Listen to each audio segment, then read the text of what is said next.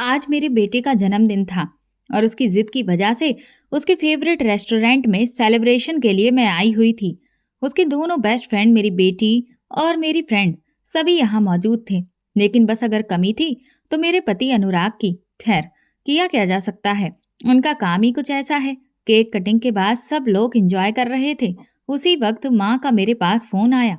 वो मुझसे पूछने लगी कि वहाँ क्या हो रहा है। मैं उन्हें सब कुछ बता रही थी, लेकिन अचानक नेटवर्क गड़बड़ होने लगा। उनकी आवाज साफ ही नहीं आ रही थी।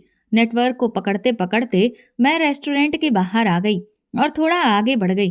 पार्किंग एरिया के पास नेटवर्क अच्छा आ रहा था। कुछ देर मैं वहीं माँ से बात करती रही। फोन रखने के बाद बाहर देखा तो काफी अच्छा लग रहा था, क्योंकि पूरा एरिया खुला था और हवा भी बहुत अच्छी चल रही थी। कुछ पल के लिए सुकून की सांस ले रही थी कि तभी वापस पीछे की तरफ पलटी। देखा तो एक शानदार होटल की बिल्डिंग सामने चमचमा रही थी, जिसे देखकर अपने आप ही चेहरे पर मुस्कुराहट आ गई। और फिर जब उसकी ऊंचाई को नापने के लिए मेरी नजरें ऊपर तक गईं और वापस नीचे लौटी, तो एक जगह पर ठिठक गई और फिर मानो बिजली का झटका लगा हो। फोन हाथ से छूटकर जमीन पर गिर गया था। मेरे कदम लड़खड़ाते हुए इधर उधर हो रहे थे।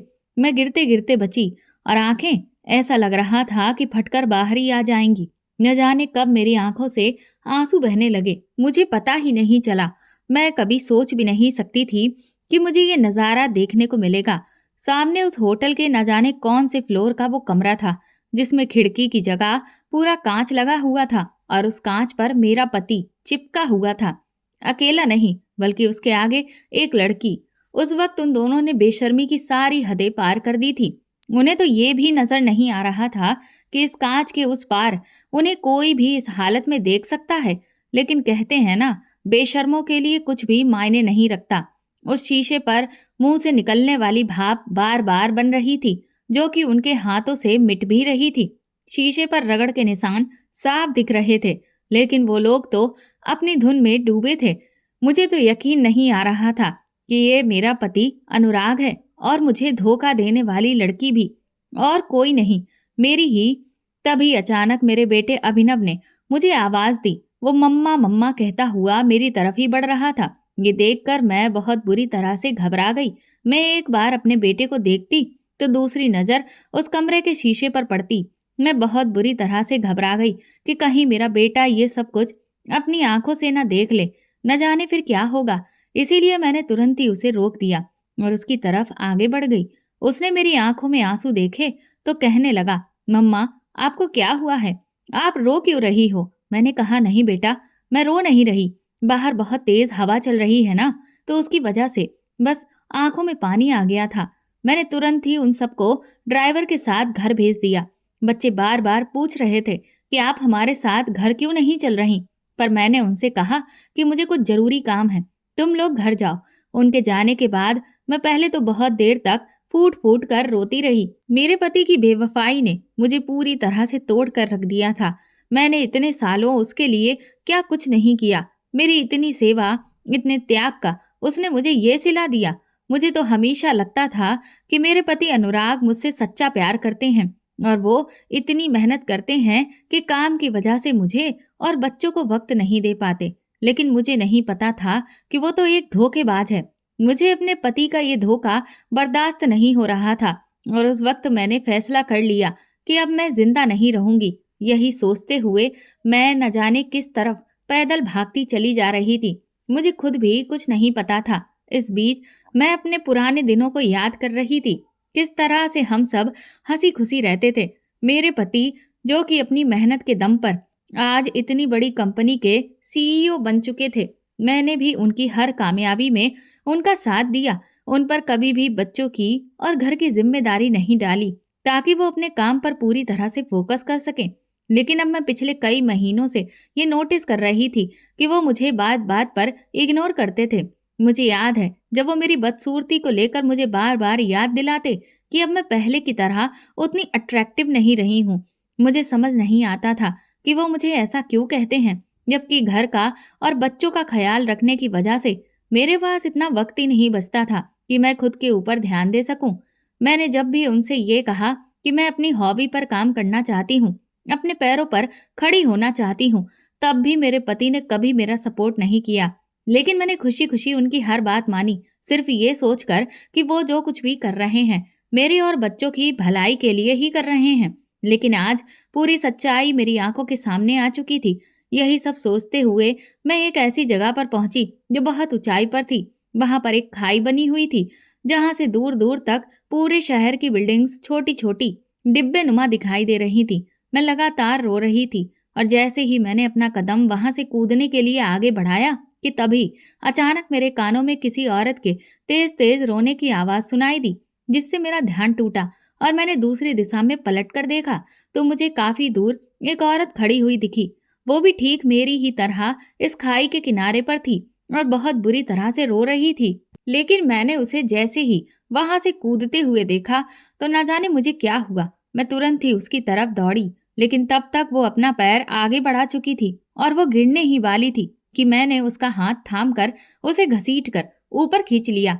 हम दोनों एक झटके से वापस पीछे आकर गिरे और हमारे थोड़ी बहुत चोट भी लग गई। पहले तो कुछ देर हम लोग वहां की मिट्टी और कंकड़ झाड़ते रहे और अपनी चोटों को देखने लगे। फिर वो मुझ पर चिल्लाते हुए कहने लगी कि तुमने मुझे क्यों बचाया। मैंने उससे कहा, दिमाग खराब हो गया है तुम्हारा, करने क्या जा रही थी? भगवान ने तुम्हें जो जिंदगी दी उसे तुम खत्म करने जा रही थी। वो कहने लगी, तो अब मैं जी कर क्या करूंगी? मैं जिसे अपनी जिंदगी समझती थी, जब उसने ही मुझे धोखा दे दिया तो अब मैं किसके लिए जीऊं? मैंने पूछा, किसने तुम्हें धोखा दे दिया? तो कहने लगी, मेरे पति ने। मैंने कितने सालों उसकी सेवा की, उसे इतना प्यार किया, उसे अपना सब कुछ माना, लेकिन उसने एक पल में ही मुझे भुला दिया और किसी और के साथ रातें बिताने लगा। इसीलिए अब मेरे जिंदा रहने का कोई फायदा नहीं बनता। मैंने उससे कहा, अच्छा, तुम ऐसे आदमी के लिए मरना चाहती हो जिससे तुम्हारे जीने मरने से कोई फर्क नहीं पड़ता? तुम्हें क्या लगता है तुम मर जाओगी तो वो तुम्हारे गम में डूब जाएगा या तुमसे वापस प्यार करने लगेगा? अरे उसे तो मौका मिल जाएगा अपनी अय्याशियों को और खुलकर करने का, बल्कि वो तो खुश हो जाएगा कि तुम अपने आप ही उसके रास्ते से हट गई। मेरी इस बात पर वो औरत एकदम से चुप हो गई और कुछ देर खामोशी से कुछ सोचने लगी। मैं भी कुछ देर शांत होकर बैठ गई। फिर वो मुझसे बोली, तुम यहाँ क्यों आई थी? तुम भी तो यहाँ मेरी तरह मरने ही आई थी ना?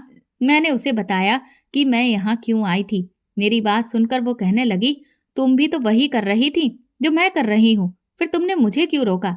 मैंने उससे कहा, क्योंकि मुझे अपनी गलती का एहसास नहीं था, लेकिन अब मुझे समझ आ गया है कि मैं बहुत बड़ी गलती कर रही थी। मैं एक झूठे और मक्कार आदमी की खातिर अपने बच्चों को और अपनी जिंदगी को इग्नोर कर रही थी। ऐसा आदमी सबक सिखाने के लायक है और मैं बिना उससे बदला लिए ही उसे आजादी तोहफे में देकर जा रही थी। लेकिन तुम्हारी वजह से मेरी आंखें खुल गईं। वो औरत कहने लगी, सच कहा तुमने, ऐसे आदमी बदला डिजर्व करते हैं। उन्हें भी तो पता चलना चाहिए कि उन्होंने कितनी बड़ी गलती की है। औरतें अक्सर अपने आदमियों को माफ कर देती हैं और इसीलिए ये आदमी घर से बाहर जाकर भी 10 जगह रिश्ते बनाते हैं और इन्हें इस पर कोई अफसोस भी नहीं होता। तुम्हारा बहुत बहुत शुक्रिया जो तुमने मुझे हिम्मत दी। मैं अब अपने पति को छोड़ूंगी नहीं। अब मैं उसे बताऊंगी कि जब एक औरत बदला लेने पर उतरती है तो वो कमजोर नहीं, कितनी खतरनाक होती है। उस औरत की बात सुनकर मुझे अनुराग के वो शब्द याद आने लगे जो वो मेरे लिए अक्सर इस्तेमाल करता था। कहता था, घरेलू औरतों को किचन संभालना चाहिए, उनके बाजुओं में इतनी ताकत नहीं होती कि वो ऑफिस की बागडोर संभाल पाएं, और तुम्हारे दिमाग में तो अब जंग भी लग चुकी है, इसीलिए झांसी की रानी बनने की कोशिश मत करो। उसने मेरे सपनों को कभी भी उड़ान भरने ही नहीं दी। वो हमेशा मुझे हर कदम पर ये एहसास दिलाता रहा कि अब मैं कमजोर हो चुकी हूँ, पर आज मेरे अंदर एक नई ऊर्जा पैदा हो चुकी थी और अब मैं अनुराग की पत्नी नहीं थी, बल्कि सिर्फ अपने बच्चों की माँ और पूनम थी, जिसकी अपनी खुद की पहचान होगी और जो भी उसे नीचा दिखाएगा, उसे धोखा देगा, उसे वो सबक हर हाल में सिखा कर रहेगी। यही सब सोचते हुए मैं घर आ चुकी थी और सच कहूँ तो अब मैं बिल्कुल भी दुखी नहीं थी, बल्कि मैं बहुत खुश थी, क्योंकि अब मैं अपनी वो जिंदगी जीने वाली थी जो मैं हमेशा से जीना चाहती थी। उस पूरी रात मैं चैन से नहीं सोई और यही सोचती रही कि अब मुझे अनुराग और उस लड़की को सबक कैसे सिखाना है। इस दुनिया में जब भी मर्द के पास पैसा आया है तो उसने औरतों को पालना शुरू कर दिया है और उसको लगता है कि वो खुद वफादार नहीं है, लेकिन औरतें उसके साथ पूरी वफादारी करें। पूरी रात अच्छे से सोचने के बाद मैंने अपना पहला कदम आगे बढ़ाया, लेकिन उसके लिए मुझे किसी के साथ की जरूरत थी, क्योंकि ये सब अकेले करना मेरे बस की बात नहीं थी। इसीलिए मैंने अपनी सबसे अच्छी दोस्त सीमा को फोन किया। सीमा, जो कि इसी शहर में पुलिस इंस्पेक्टर के पद पर तैनात थी। कहते हैं मुसीबत के घड़ी में कोई भी आपका साथ छोड़ दे, लेकिन एक दोस्त हमेशा आपका साथ देता है। इसीलिए मैंने सीमा को मिलने के लिए बुलाया और उसे विस्तार से सब कुछ बता दिया। ये सब सुनकर वो शॉक्ड रह गई थी। वो कहने लगी कि मुझे तो अभी भी यकीन नहीं आ रहा कि अनुराग ऐसा कर सकता है। मैंने कहा, वो तो मुझे भी नहीं आ रहा था, लेकिन अब बस मुझे उसे सबक सिखाना है, ताकि उसने जो कुछ भी किया है उसे अपनी गलती का एहसास हो, उसका घमंड चूर चूर हो जाए। सीमा ने कहा, ये तुम अभी गुस्से में कह रही हो। अक्सर पत्नियां यही करती हैं। जब गुस्सा शांत हो जाता है तो उनके दिल में वापस फिर से पतियों के लिए प्यार जाग जाता है। मैंने कहा, लेकिन अब मेरे साथ ऐसा कुछ नहीं होगा, क्योंकि अब मैं अनुराग की पत्नी नहीं रही। अब मैं सिर्फ अपने और अपने बच्चों के लिए जीऊंगी। उस आदमी ने ना सिर्फ मुझे धोखा दिया है, बल्कि मेरे बच्चों को भी उसने नजरअंदाज किया है। मेरे बच्चे अक्सर अनुराग से शिकायत करते रहते थे कि पापा, आप कभी भी ना तो हमसे बैठकर बात करते हैं, ना हमारे साथ टाइम स्पेंड करते हैं। तो वो उन्हें भी एहसान दिखाता था कि तुम लोगों के खर्च उठाने के खातिर ही मुझे दिन रात इतना काम करना पड़ता है, जबकि मेरे बच्चों का फिलहाल कोई खास खर्चा भी नहीं है। जो पढ़ाई लिखाई बाकी के लोगों के बच्चे करते हैं, वही मेरे बच्चे कर रहे थे। और तो और, मेरी बेटी शिवानी पढ़ने के लिए विदेश जाना चाहती थी, तो इसके लिए उसने स्कॉलरशिप का एग्जाम पास किया, ताकि उसे स्कॉलरशिप मिले और उसके दम पर ही वो विदेश में जाए और उसके पापा का पैसा खर्च ना हो। उसने दिन रात खूब मेहनत की और वो सफल भी हो गई। अगले महीने वो विदेश अपनी मनपसंद पढ़ाई करने चली जाएगी। लेकिन अनुराग को ये सब भी दिखाई नहीं देता, जिन खर्चों को वो हम लोगों के सर पर मढ़ रहा था। दरअसल वो खर्चे तो उस लड़की के थे, जिसके साथ रात बिताने के चक्कर में वो हमें ही दोष देता था। मैं उन औरतों के जैसे नहीं हूँ जो बिना पति के अपनी जिंदगी नहीं गुजार सकती। मैं चाहती तो अनुराग को तलाक भी दे सकती थी, लेकिन फिर तो उसके लिए ये सब बहुत आसान हो जाता, क्योंकि वो तो वैसे भी यही चाहता कि मैं भी उसकी जिंदगी से चली जाऊं और बच्चे भी, और फिर तो वो आराम से और भी ज्यादा ऐश से रहे। लेकिन अब मैं उसके गले की फांस बन जाना चाहती हूँ। सीमा ने कहा, तो बताओ, अब तुम मुझसे क्या चाहती हो? मैंने कहा कि तुम्हें तो पता है ना कि मुझे कपड़े डिजाइन करने का कितना शौक था, इसीलिए मैंने फैशन डिजाइन का कोर्स भी किया था। लेकिन उस वक्त जब अनुराग का रिश्ता आया, तो पिताजी ने भी दबाव डालकर मेरी शादी अनुराग से करवा दी, ये कहकर कि दोबारा इतना अच्छा रिश्ता नहीं मिलने वाला। शादी के बाद मैंने सोचा था कि अपने दम पर अपने डिजाइन किए हुए कपड़ों की एक शॉप खोलूंगी, लेकिन शुरुआत में तो अनुराग ने 2 साल बाद, 3 साल बाद ये कहकर टाला, और फिर जब बच्चे हो गए, फिर तो अनुराग ने साफ इनकार कर दिया कि तुम्हें अब ये सब काम करने की कोई जरूरत नहीं है। मेरे सपने दबकर रह गए थे, पर हकीकत यही है, हर औरत को अपने पैरों पर खड़ा होना सीखना चाहिए। मर्द उसी औरत को दबा सकता है जो औरत उसके टुकड़ों पर पल रही होती है।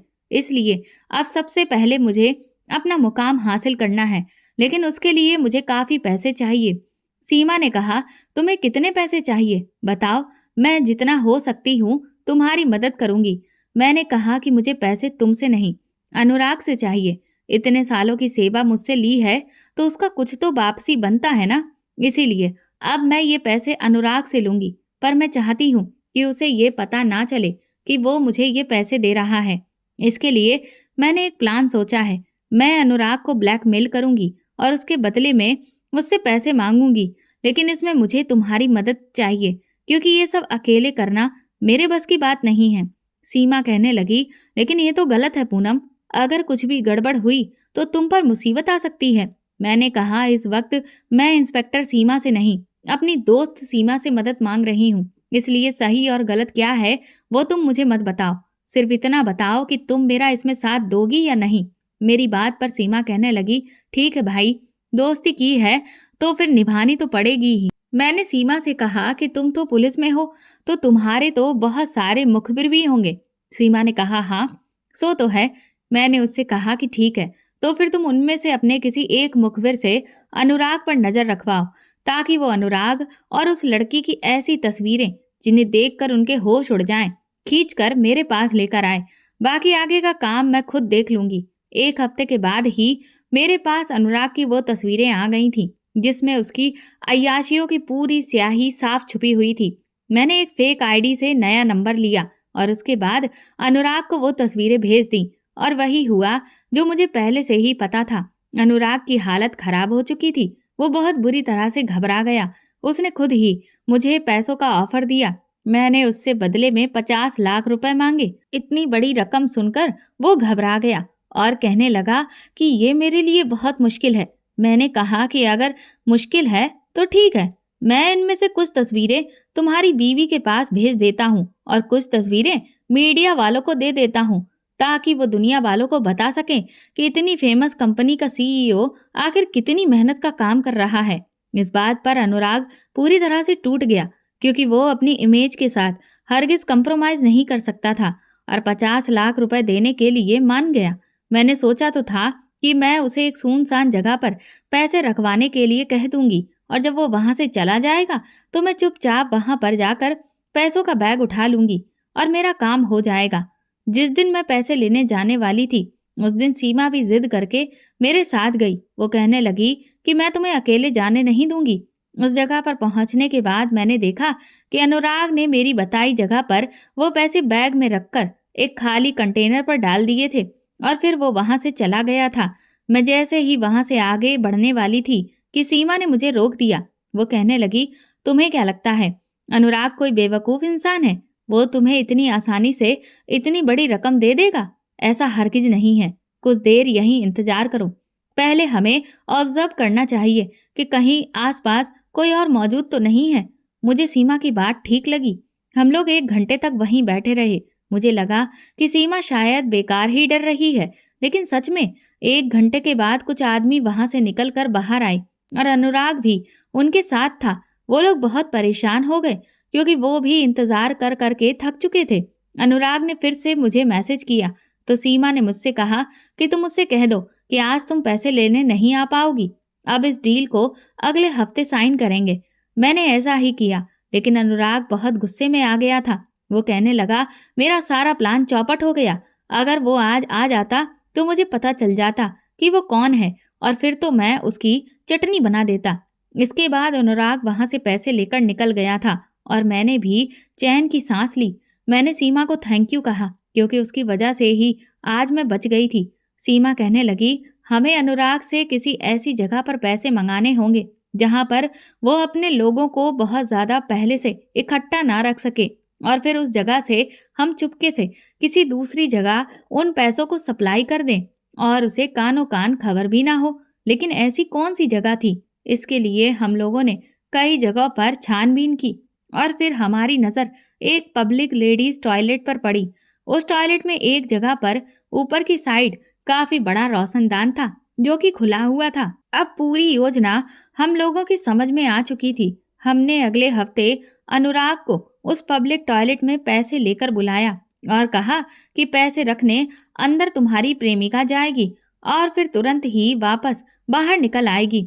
मैं उस टॉयलेट के सामने जो एक छोटा सा रेस्टोरेंट था, वहां भेस बदल कर उन लोगों पर नजर रख रही थी कि उनमें से कोई भी अंदर ना जाए, और सीमा उस पब्लिक टॉयलेट के पीछे की जो दीवार थी वहां पर अपनी गाड़ी लेकर खड़ी हो गई थी।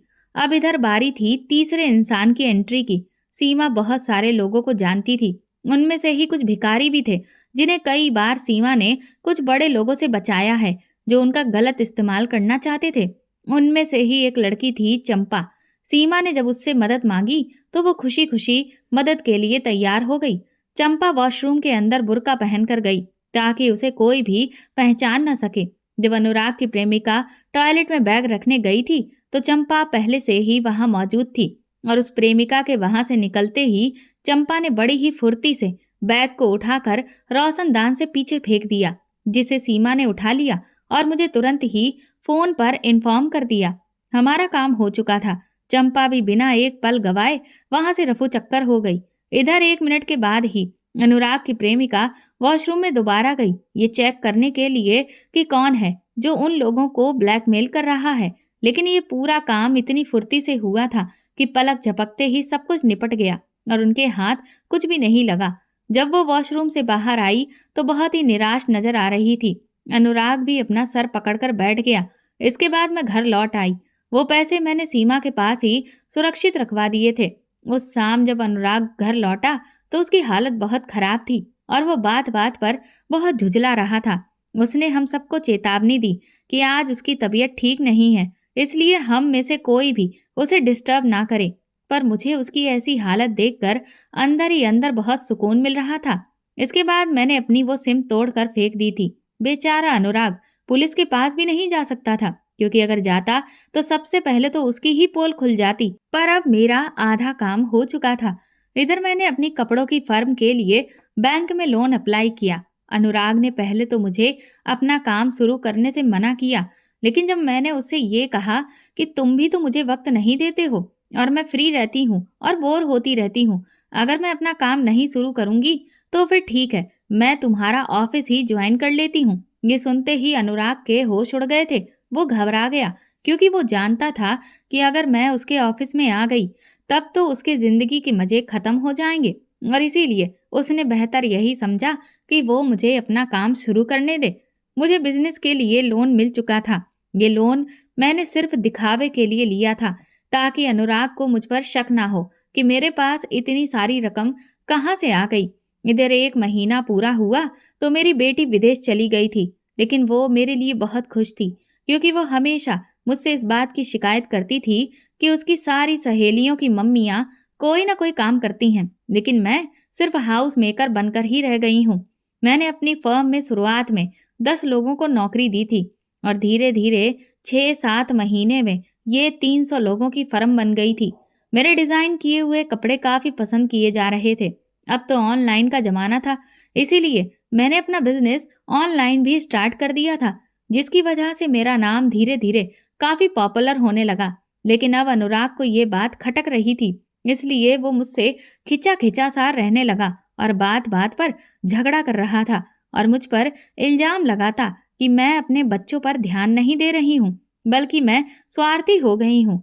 मैंने उससे कहा कि तुम काम कर रहे थे और जब तुम बच्चों का ख्याल नहीं रखते थे तो मैंने तो तुमसे कभी नहीं कहा कि तुम स्वार्थी हो गए हो, लेकिन आज जब मैं अपने बारे में सोच रही हूँ तो मैं स्वार्थी हो गई हूँ। और तुमसे ये किसने कहा कि मैं अपने बच्चों का ख्याल नहीं रख रही? मेरे बच्चों से पूछो कि मैं उन्हें भी अच्छे से संभाल रही हूँ और बिजनेस को भी। लेकिन अनुराग, जो कि अपने अहंकार में डूबा हुआ था, वो कोई ना कोई बात यहाँ वहां से निकाल कर मुझे डीमोटिवेट करने की कोशिश करता रहता था। सीमा मेरी तरक्की से बहुत खुश थी। एक दिन सीमा ने मुझसे कहा कि तुम अपने बिजनेस को इंटरनेशनल लेवल तक लेकर क्यों नहीं जाती हो? अगर तुम्हारे कपड़े किसी मॉडल के जरिए प्रेजेंट किए जाएं, तब तो और भी ज्यादा बेहतर होगा। मुझे उसका ये आइडिया बहुत अच्छा लगा। मैंने कहा कि ये तुमने ठीक कहा है, मैं अब जल्दी ही अपनी फर्म की तरफ से मॉडल के लिए इंटरव्यू रखूंगी। सीमा ने कहा कि वो सब तो ठीक है, लेकिन मैं चाहती हूँ कि सबसे पहले इसकी शुरुआत तुम खुद करो। वो कपड़े तुम्हारे डिजाइन किए हुए हैं और उन्हें प्रेजेंट करने का पहला हक तुम्हारा है। सीमा की इस बात से मैं चौंक गई थी। वो कहने लगी, तुमने कभी अपने आप को देखा है? तुम पहले कॉलेज टाइम में कितनी खूबसूरत लगती थी, बिल्कुल किसी हीरोइन की तरह। कॉलेज के कितने ही लड़के तुम्हारे आगे पीछे घूमते थे, लेकिन शादी के बाद तुमने खुद पर ध्यान देना बिल्कुल बंद कर दिया और अब देखो तुम्हारी क्या हालत हो गई है। अनुराग भी तुम्हें बदसूरत कहकर न जाने कितनी बार जलील कर चुका है। क्या तुम्हें नहीं लगता कि तुम्हें उसे एहसास दिलाना चाहिए कि तुम आज भी बहुत खूबसूरत हो? मुझे सीमा की बात ने हिलाकर रख दिया था। वो बिल्कुल ठीक कह रही थी। और फिर मैंने जिम जाना शुरू किया और अपनी डाइट पर भी ध्यान दिया। कुछ महीनों बाद ही मेरी मेहनत रंग लाई और मेरा फिगर बिल्कुल किसी हीरोइन के जैसा हो गया। बैलेंस डाइट और स्किन केयर ने बिल्कुल चमत्कार सा किया। अनुराग तो मुझ में आए इस परिवर्तन को देखकर दंग रह गया था। वो कहने लगा कि तुम तो वो वाली पूनम लगती ही नहीं हो। तुम तो ऐसा लगता है कि अभी भी 20-21 साल की हो। भला ये कमाल तुमने कैसे किया? मैंने लेकिन अनुराग की किसी भी बात का कोई जवाब नहीं दिया, क्योंकि मैं जानती थी कि अगर मैं अपना इरादा उसे बताऊंगी तो वो एक बार फिर से मुझे नीचा दिखाने की कोशिश करेगा। लेकिन जब उसने मेरा मॉडलिंग का वीडियो देखा तो दंग रह गया। वो मुझसे कहने लगा कि मैं उसके परिवार की नाक कटवा रही हूँ। मैंने उससे कहा कि भला इसमें तुम्हारे परिवार की नाक कैसे कट गई? इसमें कौन से मैंने छोटे और भद्दे कपड़े पहने हैं? ये सारे ही कपड़े भारतीय परंपरा की मिसाल हैं। मेरा जी तो चाहा कि मैं उसे उसकी वो वाली तस्वीरें दिखाकर पूछूं कि इन तस्वीरों की वजह से उसके परिवार की नाक कौन सा ऊंची हो रही है। लेकिन अभी मुझे अपने गुस्से को दबाना था और अपने आखिरी दाव के पूरा होने तक का इंतजार करना था। अनुराग ने मुझे धमकी दी कि अगर मैंने मॉडलिंग नहीं छोड़ी तो वो मुझे तलाक दे देगा। ये कहकर वो घर से निकल गया। पर मैं समझ चुकी थी कि अब वो सही वक्त आ चुका है जब मुझे अपनी आखिरी बाजी खेलनी है। मेरे मॉडलिंग करने से मेरे बच्चे बहुत खुश थे और उसका नतीजा ये हुआ कि मुझे इंटरनेशनल कंपनीज ने भी ज्वाइन किया और अब तो मेरी छोटी सी फर्म एक बड़ी सी कंपनी में बदल गई थी। काम बहुत बढ़ चुका था, लेकिन मेरा स्टाफ भी काफी बढ़ चुका था। सब कुछ बहुत अच्छा चल रहा था। मुझे तो आज भी यकीन नहीं आ रहा था कि इन 2 सालों में मैंने इतना कुछ अचीव कर लिया, सिर्फ अपनी काबिलियत के दम पर। कहाँ तो मैं खुद को कितना कमजोर समझती थी। अब मेरे पास पैसों की कोई कमी नहीं थी और इसीलिए मैंने मुंबई में अपना खुद का पहला घर खरीदा, क्योंकि हर इंसान को अगर अपनी काबिलियत के दम पर जीना है तो सबसे पहले अपने सर पर छत का इंतजाम करना चाहिए। मैंने ये बात अनुराग को नहीं बताई थी, क्योंकि मैं जानती थी कि अब मैं जो करने वाली हूँ उसके बाद अनुराग मुझे सबसे पहले घर से निकाल देने की धमकी देगा। मुंबई में सारी डीलिंग फिक्स करने के बाद मैं वापस दिल्ली लौट आई थी। अनुराग इन दिनों बहुत परेशान रहता था। उसकी परेशानी की वजह एक तो यही थी कि अब उसकी बीवी उससे ज्यादा कामयाब थी और दूसरा, उसे अभी तक ये नहीं पता था कि उसे ब्लैकमेल करने वाला कौन था और उसे बार बार डर सता रहा था कि वो इंसान उसे दोबारा फिर से लूटने की कोशिश कर सकता है। दिल्ली लौटते ही मैं अच्छे से तैयार होकर अपनी मंजिल की तरफ निकल गई। कुछ ही देर के बाद मैं उस फ्लैट के सामने खड़ी थी जहां पर मेरे पति की प्रेमिका रहती थी। दरअसल ये और कोई नहीं, मेरे पति के ऑफिस में काम करने वाली अकाउंटेंट थी, जिसकी मुझसे कभी कभी मुलाकात भी हुई थी। कुछ ही देर में मैं उसके फ्लैट के सामने खड़ी थी। मुझे पहले से पता था कि अनुराग आज यहीं आया हुआ है और इसी वजह से उसे कमरे का दरवाजा खोलने में बहुत समय लग गया था। जब उसने दरवाजा खोला तो मैं मुस्कुराकर अंदर गई। मुझे देखकर उसके चेहरे की हवाइयां उड़ी हुई थीं। मैंने चारों तरफ नजर घुमाकर देखा तो ऐसा लग रहा था कि जबरदस्ती सब चीजों को समेट कर रखा गया है। फिर तभी मेरी नजर एक बड़ी सी अलमारी पर पड़ी। मैं समझ गई कि जरूर ये आदमी इसमें ही छुपा बैठा होगा। उन्होंने सब कुछ छुपाने की कोशिश तो की थी, लेकिन अनुराग का जूता मुझे एक साइड सोफे के नीचे पड़ा हुआ दिख गया था। मैं धीरे से मुस्कुराई और मैंने अनुराग की प्रेमिका सोनिया से एक गिलास पानी मांगा। उसके बाद मैंने उसके फ्लैट की तारीफ की और उसकी भी, तो वो कहने लगी कि आप तो अब बिल्कुल बदल गई। अब तो आपको देखकर कोई कह ही नहीं सकता कि आप 2 बच्चों की माँ हैं। मैंने मुस्कुराकर सोनिया से कहा कि हाँ, बिल्कुल, एक औरत को अपने ऊपर ध्यान देना चाहिए, वरना मर्द कब कहाँ दूसरी जगह मुंह मारने लगे कुछ पता ही नहीं चलता ना। मेरी इस बात से वो थोड़ा सा सहम गई। मैंने उससे कहा, देखो सोनिया, मैं गोल गोल बातें नहीं घुमा सकती, इसीलिए मैं साफ बात करती हूँ। मैं अनुराग से बहुत तंग आ चुकी हूँ। आखिर मेरी भी अपनी एक जिंदगी है और अब तो मैं एक इतनी बड़ी कंपनी चला रही हूँ, तो मेरे पास अब इतना समय नहीं है कि अनुराग की ख्वाहिशों को पूरा कर सकूं और उसकी हर जरूरत का ध्यान रख सकूं। इसीलिए मैं तुमसे ये कहने आई थी कि एक काम करते हैं, हफ्ते के शुरू के 3 दिन तुम उसे अपने पास रख लो और बाकी के 4 दिन मैं रख लेती हूँ। मेरी इस बात पर वो बुरी तरह से चौंक गई और हकलाते हुए कहने लगी कि ये आप क्या कह रही हैं? मैंने कहा, अरे डरने की जरूरत नहीं है। देखो, मुझे तुम्हारे और अनुराग के बारे में सब कुछ पता है और मुझे इससे कोई भी दिक्कत नहीं है, क्योंकि सच कहूं तो मैं भी अब उससे बहुत तंग आ चुकी हूँ। मुझे भी उसमें कोई खास इंटरेस्ट नहीं है। इसीलिए ऐसा करो कि आधे दिन तुम बांट लो और आधे दिन मैं। इस पर सोनिया कहने लगी, लेकिन ऐसा कैसे हो सकता है? मैंने कहा, क्यों नहीं? अच्छा ठीक है, अगर तुम्हें और ज्यादा दिन चाहिए तो ठीक है, हफ्ते के सिर्फ 2 दिन तुम उसे घर भेज दिया करना, बाकी दिन तुम उसे अपने पास रख लो। ऐसा करो, सिर्फ मंडे ट्यूसडे उसे घर भेजना, बाकी दिन अपने पास ही रखना। इस पर सोनिया कहने लगी, लेकिन आप मेरी बात समझने की कोशिश तो करिए। मैंने कहा, अरे बस भी करो, चलो ठीक है।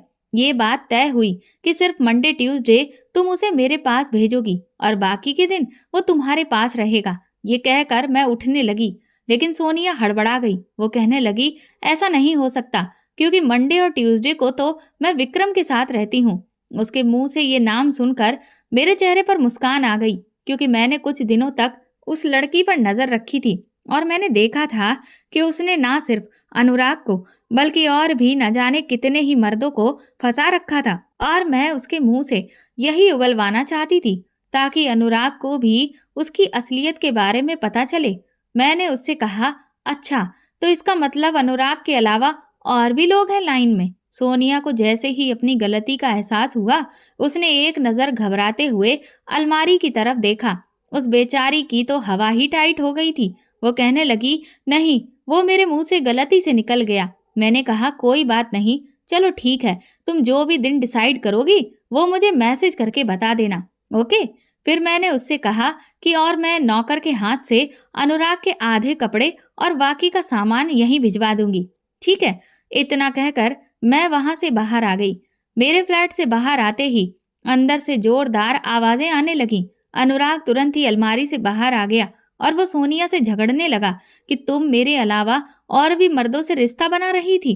सोनिया कहने लगी, तुम होते कौन हो मुझे ये बताने वाले कि मुझे किससे रिश्ता रखना चाहिए और किससे नहीं। अनुराग ने उसका मुंह पकड़ लिया और खींचकर 2 तमाचे मारे और कहने लगा, मैं होता कौन हूँ? आज तुझे ये याद आ रहा है कि मैं कौन होता हूँ? अरे तू कितनी गिरी हुई औरत है जो एक साथ इतने मर्दों से रिश्ता रख रही है। तुझे शर्म नहीं आती? तू मुझे धोखा दे रही थी। अनुराग की इस हरकत पर सोनिया ने भी उसे कई सारे चांटे मारे और कहा कि तुम मुझे वफादारी का पाठ पढ़ाओगे जो खुद अपनी बीवी को धोखा दे रहा था। तुम भी तो अपनी बीवी के होते हुए दूसरी औरत से रिश्ता रख रहे हो, तो तुम में और मुझ में फर्क क्या रह गया? और गिरी हुई मैं नहीं, गिरे हुए तो तुम हो। मैंने तो तुमसे शादी भी नहीं की है, लेकिन तुम तो शादीशुदा होते हुए भी अपनी बीवी के पीठ पीछे अय्यासियां कर रहे हो। अनुराग बहुत बुरी तरह से तिलमिला गया, कहने लगा, तुझे तो मैं छोड़ूंगा नहीं। अब देख, मैं तेरी औकात तुझे बताऊंगा। इस पर सोनिया ने कहा कि तू मुझे मेरी औकात क्या बताएगा? तुझे तो मैं बताऊंगी। तेरी बीवी तुझे मेरे गले बांधना चाहती थी। अरे तेरे जैसे आदमी को मैं तो अपने घर का नौकर भी बनाकर ना रखूं, पति बनाने की तो दूर की बात है। वो तो बस मुझे तुझसे अपना खर्चा निकलवाना था, इसीलिए मजबूरन तुझे भाव देना पड़ता था। और हाँ, अगर तूने मेरे खिलाफ ऑफिस में किसी से कुछ भी कहा ना, तो फिर याद रखना, मैंने भी तेरी अपने साथ कई सारे वीडियो बनाकर रखे हैं। मैं वो सारे वायरल कर दूंगी। मेरी बदनामी होगी तो होगी, लेकिन तू भी कहीं का नहीं रहेगा। इस बात पर अनुराग बौखला गया। वो कहने लगा, इसका मतलब मुझे ब्लैकमेल करने वाली तू ही थी और मेरे सामने नाटक कर रही थी कि ये कोई और है। इस पर सोनिया कहने लगी कि वो मैं नहीं थी, वो कोई और था। लेकिन अनुराग ने उसकी बात का विश्वास नहीं किया और 8-10 तमाचे उसके गाल पर जड़ दिए थे। सच कहती हूँ, ये सब सुनकर मेरे दिल को जो सुकून मिल रहा था वो मैं ही जानती थी। इस तरह के रिश्तों का अंजाम यही होता है, क्योंकि इन्हें सिर्फ टाइम पास करना होता है, और जब टाइम पास वाले रिश्तों की जिम्मेदारी उनके कंधे पर डाल दी जाती है तो फिर उनके पैरों तले से जमीन निकल जाती है। वरना पहले तो इनकी हवाबाजी में यही चलता रहता है कि हम एक दूसरे से बहुत प्यार करते हैं। आज जब मैंने सोनिया को सामने से ये ऑफर दिया कि वो हमेशा के लिए अनुराग को अपने पास रख सकती है, तो सोनिया की असलियत निकल कर बाहर आ गई थी, क्योंकि उसे अनुराग से नहीं बल्कि उसके पैसों से प्यार था। मैं वहां से सुकून की सांस लेकर नीचे उतर आई थी और जैसे ही आकर अपनी गाड़ी में बैठी, तभी अनुराग के सारे कपड़े और जूते 15वीं मंजिल से सोनिया ने नीचे फेंक दिए। मैं समझ गई थी, सोनिया ने अनुराग से अपना इस तरह से बदला लिया है। सच कहती हूँ, आज मैं बहुत खुश हूँ।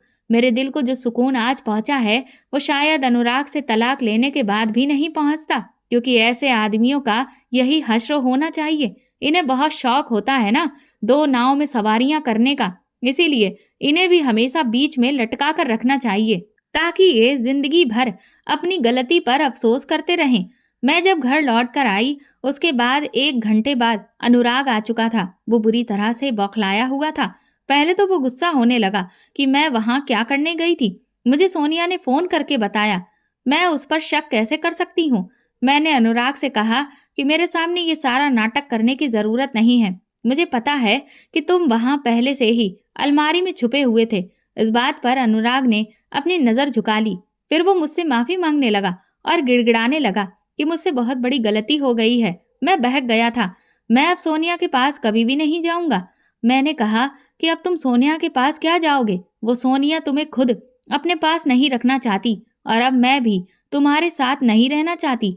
ये सुनकर अनुराग के होश उड़ गए थे। वो कहने लगा कि तुम मुझे तलाक दे रही हो। मैंने कहा बिल्कुल नहीं। मैं तुम्हें तलाक क्यों दूंगी? तुम इस काबिल नहीं हो कि मैं तुम्हें तलाक दे दूं। अनुराग ने देखा कि अब मैं उसकी कोई बात नहीं सुन रही तो उसने मुझे धमकाना शुरू किया। कहने लगा कि अगर मैं उसके हिसाब से नहीं रही तो वो मुझे इस घर से निकाल देगा। मैंने उससे कहा कि कोई बात नहीं, मैं खुद भी तुम्हारे साथ नहीं रहूंगी क्योंकि मैं अब अपने घर जा रही हूँ, अपने बेटे के साथ। अनुराग ने चौंक कर कहा, तुम्हारा घर? मैंने कहा हाँ, मैंने मुंबई में अपना खुद का घर खरीद लिया है और मुझे अब तुम्हारी कोई जरूरत नहीं है। अब तो अनुराग का चेहरा सफेद भक्क पड़ चुका था क्योंकि अब वो पूरी तरह से बर्बाद हो गया था। एक बार फिर से उसने अपना रंग बदला और रोना धोना शुरू किया। लेकिन मैंने अपना सारा पैक किया हुआ सामान उठाया और वहां से निकल गई। मैंने सीमा के घर से अपने बेटे को लिया और फिर फ्लाइट से हम दोनों मुंबई में अपने घर में शिफ्ट हो गए। मेरा बेटा मुझसे अभी भी पूछता है कि मम्मा, पापा हमारे साथ क्यों नहीं रह रहे? पर मैंने उससे कहा कि पापा अपना काम छोड़कर यहाँ नहीं आ सकते हैं, इसीलिए उन्हें वहीं मजबूरन रहना पड़ेगा। मैं चाहती तो अपने बच्चों को उनके बाप की सच्चाई बता सकती थी, लेकिन जिन बच्चों के माँ बाप अलग हो जाते हैं उन बच्चों के मन पर बहुत बुरा असर पड़ता है।